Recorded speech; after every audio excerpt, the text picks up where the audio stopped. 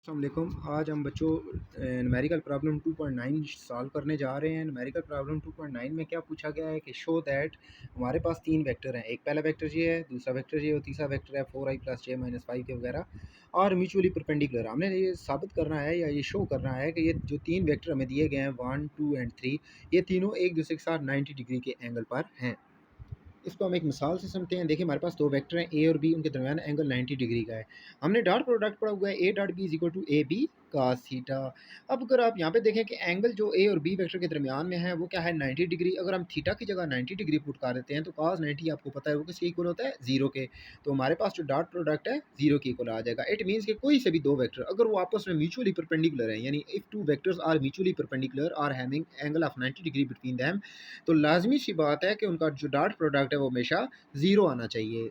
अब हमने क्वेश्चन में भी यही चीज़ साबित करनी है कि ये जो तीन वेक्टर हैं इन तीनों का आपस में जो डॉट प्रोडक्ट है वो ज़ीरो है। अगर वो ज़ीरो आ जाएगा इट मीन्स कि ये तीनों एक दूसरे के साथ परपेंडिकुलर हैं। तो गिवन डाटा के अंदर सबसे पहले हम इन तीनों वेक्टर्स को कोई नाम दे देंगे। मसलन मैंने जो i + j + k है उसको नाम दे दिया ए का, 2i - 3j + k को मैं नाम दिया बी का, और इसी तरह 4i + j - 5k को मैंने नाम दे दिया है वेक्टर सी का। अब हमने साबित क्या करना है, हमने ये साबित करना है कि ए डॉट बी का आंसर भी ज़ीरो है, बी डॉट सी का आंसर भी ज़ीरो है और सी डॉट ए का भी आंसर ज़ीरो है। क्यों?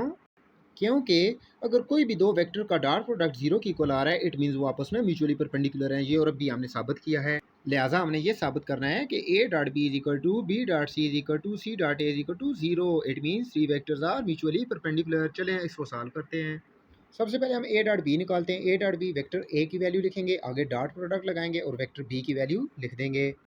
डियर स्टूडेंट्स, आपको ये पता होना चाहिए कि अगर दो यूनिट वेक्टर सेम हो तो उनका डॉट प्रोडक्ट वन के इक्वल आता है। अगर दोनों यूनिट वेक्टर डिफरेंट हो तो उनका डॉट प्रोडक्ट इसके इक्वल आता है जीरो के। बिकॉज दोनों सेम है इट मीन दोनों पैरेलल हैं, दोनों के दरमियान एंगल जो है वो जीरो डिग्री का है। तो cos जीरो जब पुट करेंगे a dot b equal to a b cos theta वाला फार्मूला लगाएंगे तो वो आंसर वन ही आएगा। और यहाँ पे आई डॉट जे, चूँकि दोनों वेक्टर एक दूसरे के साथ 90 डिग्री के एंगल पे होते हैं, आई जे जे के या के आई लेस देन का आंसर क्या आएगा, जीरो। अब इसी बात को हम इस्तेमाल करेंगे न्यूमेरिकल के अंदर। जो आई यूनिट वेक्टर है उसको आई यूनिट वेक्टर के साथ मल्टीप्लाई करेंगे। इन दोनों का मैग्नीट्यूड 1 और 2 है वो आपस में मल्टीप्लाई हो जाएंगे। इसे जे यूनिट वेक्टर का मैग्नीट्यूड 1 है वो यहाँ पे लिख लेंगे। ओके, इधर जे यूनिट वेक्टर का मैग्नीट्यूड -3 है वो आपस में मल्टीप्लाई हो जाएंगे। इसी तरह दोनों के का यूनिट वेक्टर का मैग्नीट्यूड 1 और 1 है वो आपस में मल्टीप्लाई हो जाएंगे। बाकी वैसे यूँ हो रहा है कि ये जो आई यूनिट वेक्टर है ये इस पूरे वेक्टर के साथ मल्टीप्लाई हो रहा है 2i - 3j + k के साथ। लेकिन जब आई को 3j के साथ मल्टीप्लाई करेंगे, सॉरी -3j के साथ, तो आई डॉट जे क्या होता है, जीरो। वो जो अभी आपको मैंने बताया था, क्योंकि ये दोनों एक दूसरे के साथ 90 डिग्री के एंगल पे होते हैं तो cos 90 जो है वो जीरो हो जाता है। इसी तरह जब आई को के यूनिट वेक्टर के साथ मल्टीप्लाई करेंगे तो उसका आंसर भी ऑब्वियसली क्या आएगा, जीरो।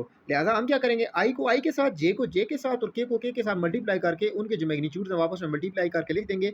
यूँ आई का 1 और इस आई का 2, इस जे का 1 और इस जे का -3, इस के का 1 और इस के का 1 मैग्नीट्यूड लिख के हम आंसर निकाल लेंगे। लेकिन याद रखिएगा, देखें यहाँ पे जे के साथ -3 है, लिहाजा साइन लाजमी लिखना है।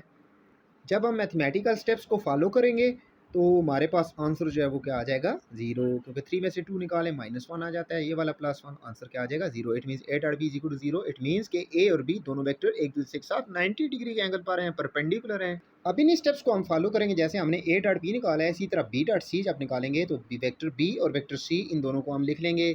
उसके बाद ज़रा गौर करें कि आई यूनिट वेक्टर का मैग्नीट्यूड 2 है वो लिख लेंगे, इधर आई का 4 है वो आपस में मल्टीप्लाई हो जाएंगे। जे और जे के साथ -3 और 1 आ रहा है वो आपस में मल्टीप्लाई हो जाएंगे, दरम्यान में प्लस आ गया है।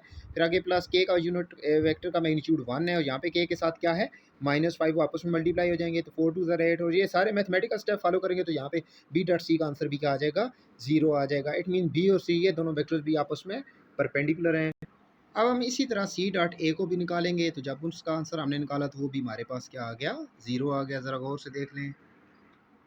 अब चूंकि तीनों वेक्टर्स का जो डॉट प्रोडक्ट है वो ज़ीरो आ रहा है, ए डॉट बी डॉट सी और सी डॉट ए, तो हम कंक्लूजन में लिखेंगे कि ए डॉट बी डॉट सी और सी डॉट ए तीनों का आंसर ज़ीरो आ रहा है। हेंस प्रूव के तीनों वेक्टर जो हैं आपस में क्या है, म्यूचुअली परपेंडिकुलर। और यही चीज़ हमसे बुक वाले ने पूछी थी। ज़रा आप इसका स्क्रीनशॉट ले लें ताकि आपके नोट्स जो हैं वो आसानी बन जाएँ। आई होप कि आपको आज का लेक्चर समझ आ गया होगा। अगर इस लेक्चर में कोई कन्फ्यूजन है तो आप कमेंट सेक्शन में पूछ सकते हैं। इससे पहले जो न्यूमेरिकल प्रॉब्लम 2.8 था उसका मैंने लिंक जो है वो डिस्क्रिप्शन में देख लिया है। बेशक आप उसको दे दिया, आप बेशक वहाँ से देख के ना उसके नोट्स तैयार कर सकते हैं। अल्लाह हाफ़िज़।